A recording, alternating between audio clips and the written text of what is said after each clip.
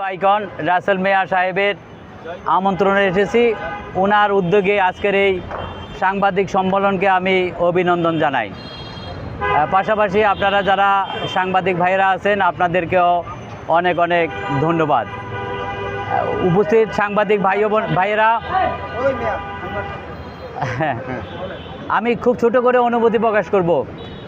সাংবাদিক ভাইয়েরা, যেই সময় আমাদের দেশে রাজনীতিতে পরিবর্তনের হাওয়া লেগেছে, ঠিক সেই সময় তোফাজ্জলের মতো একজন মেধাবী এবং নিরীহ মানুষকে ঢাকা বিশ্ববিদ্যালয়ে নৃশংসভাবে হত্যা করেছে।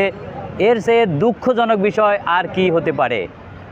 ডক্টর ইউনূস সাহেবের যোগ্যতা নিয়ে কথা বলার দুঃসাহস আমার নাই, কিন্তু আমার প্রশ্ন, ডক্টর ইউনূস সাহেবকে পুরো বাংলাদেশ পরিবর্তন করার দায়িত্ব কে দিয়েছে?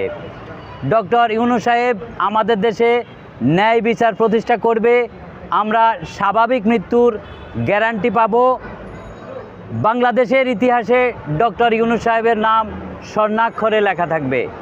সবাই ভালো থাকবেন, সুস্থ থাকবেন, যারা অন্যায় করবে তাদের বিরুদ্ধে রুখে দাঁড়াবেন। পরিশেষে আমি আবারও আপনাদের সবাইকে অনেক ধন্যবাদ জানাই, রাসেল ভাইকে বিশেষ বিশেষ কৃতজ্ঞতা জানাই।